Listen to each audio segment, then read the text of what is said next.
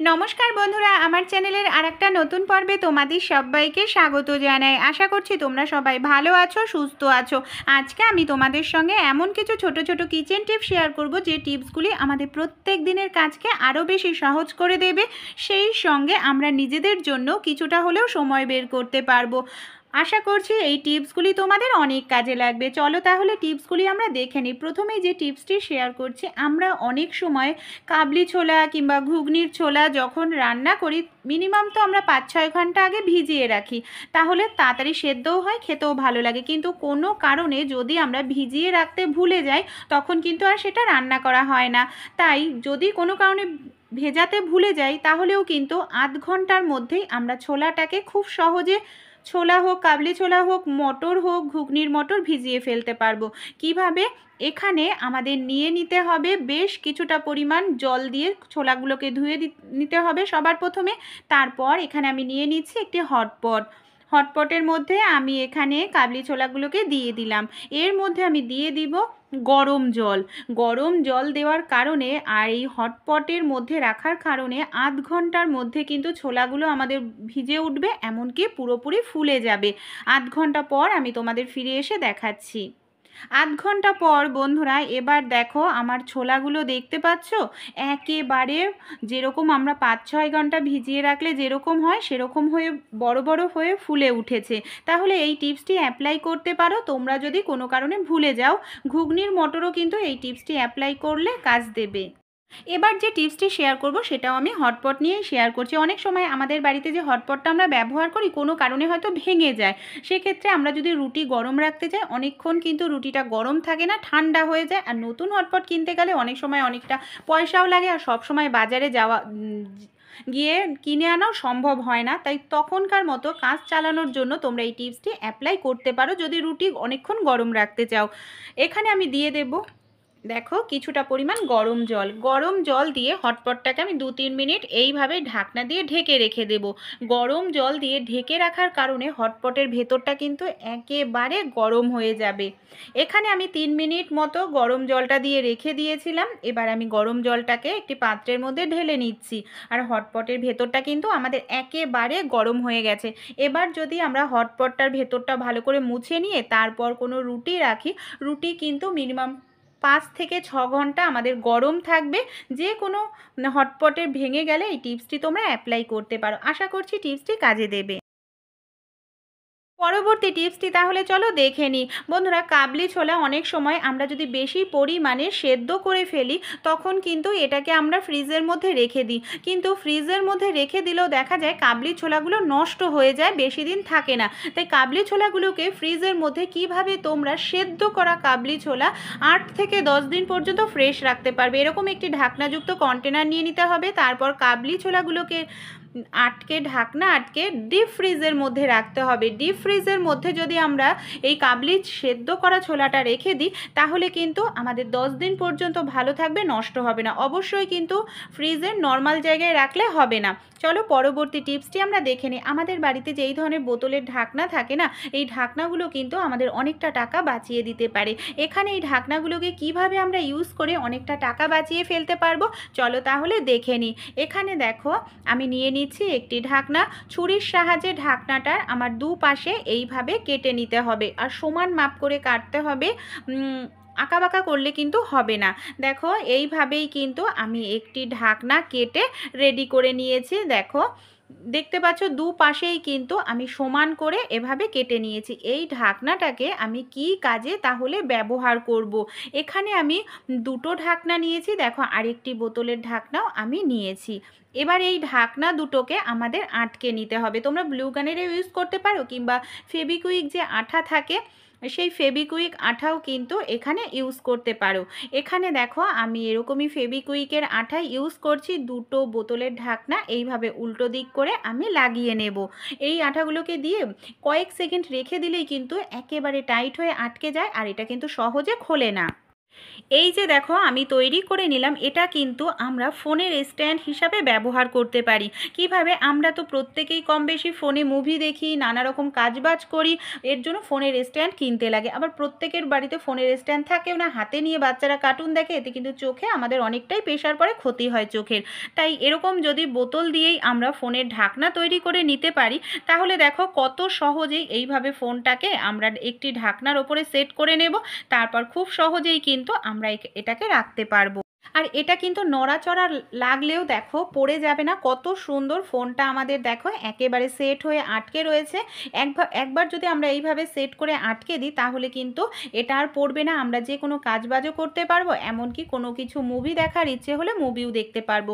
তাহলে দেখো এটা কিন্তু আমাদের ফোনের স্ট্যান্ডের জন্য আর কিনতে লাগবে না, টাকাও খরচা করতে লাগবে না। আশা করছি টিপসটি কাজে লাগবে। চলো তাহলে পরবর্তী টিপসটি দেখি। আমরা যখন এই বাসমতি চাল কিংবা বাঁশকাঠি চাল রান্না করি ফ্রাইড রাইসের জন্য, এমনকি বিরিয়ানি পোলাওয়ের জন্য, অনেক সময় দেখা যায় আমরা ঠিক মতো সেদ্ধ করতে না পারলে ভাতটা একেবারে গায়ে লেগে লেগে যায়, আর ভাতটা ঠিক মতো কিন্তু ফোলে না। তাই আমরা চালটা যখন ধোবো বন্ধুরা, অবশ্যই কিন্তু চালটা আমাদের খুব ভালো করে এইভাবে কষলে কষলে ধুয়ে নিতে হবে। তাহলে দেখা যাবে চালের থেকে না সাদা একটা জল বের হচ্ছে, এই জলটা যদি চালের মধ্যে থেকে যায়, তাহলে কিন্তু ভাতটা গায়ে গায়ে লেগে যাওয়ার সম্ভাবনা থাকে আর ঝরঝরে হয় না।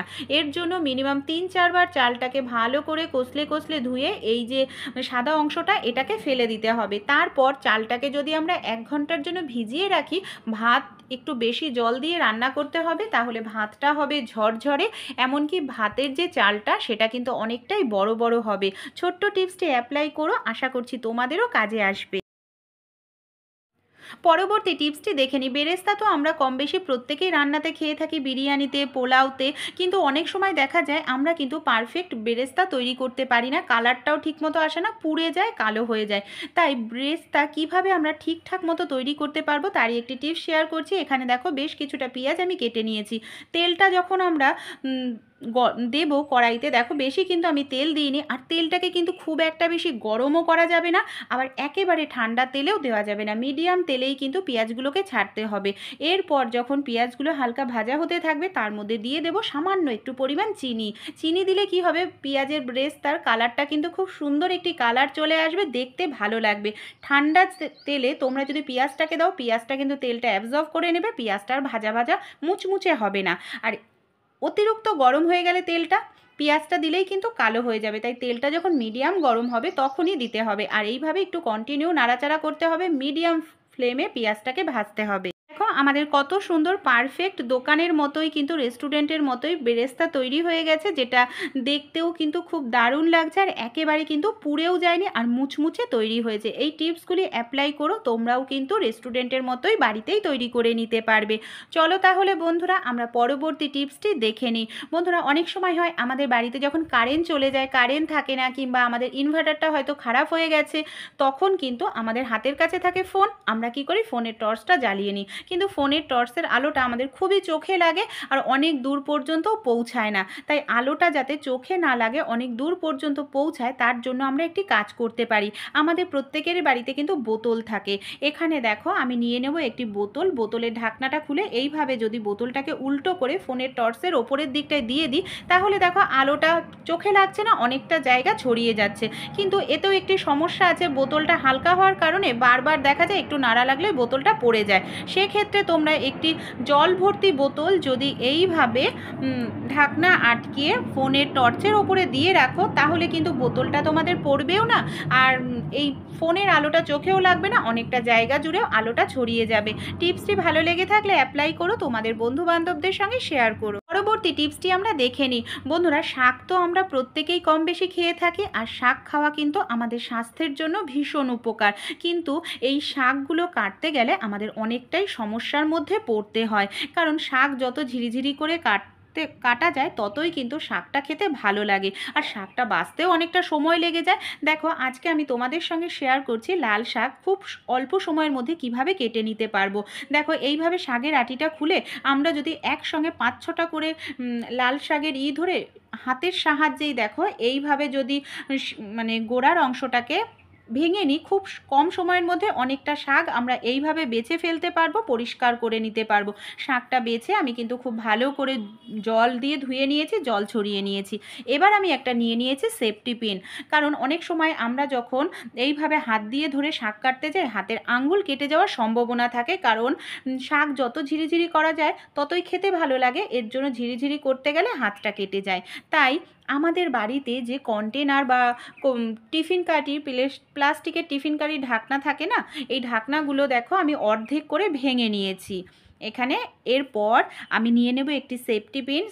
সেফটি পিনটাকে কি করব, ওপরের দিকে এইভাবে লাগিয়ে নেব। এখানে কিন্তু বড় একটি সেফটি পিন নিতে হবে, ছোট সেফটি পিনে হবে না, যাতে আমাদের হাতের দুটো আঙ্গুল আমরা খুব ভালোভাবে সেফটি পিনের মধ্যে ঢোকাতে পারি। আমরা আঙ্গুল দুটোকে এইভাবে সেফটি পিনের মধ্যে ঢুকিয়ে যে কন্টেনারটাকে নিয়েছি না, কন্টেনারটাকে দেখো এইভাবে ধরে নিই।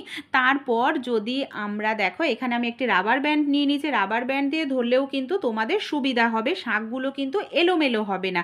অনেক সময় কাটতে গেলে এলোমেলো হয়ে যায়, মানে ভীষণই মুশকিলে পড়তে হয়। আর এইভাবে দেখো রাবার ব্যান্ড দিয়ে আমি আটকে নিয়ে আর কন্টেনারের ঢাকনা নিয়ে নিয়েছি আঙুলের সামনে, তাহলে আঙুল কাটবে না।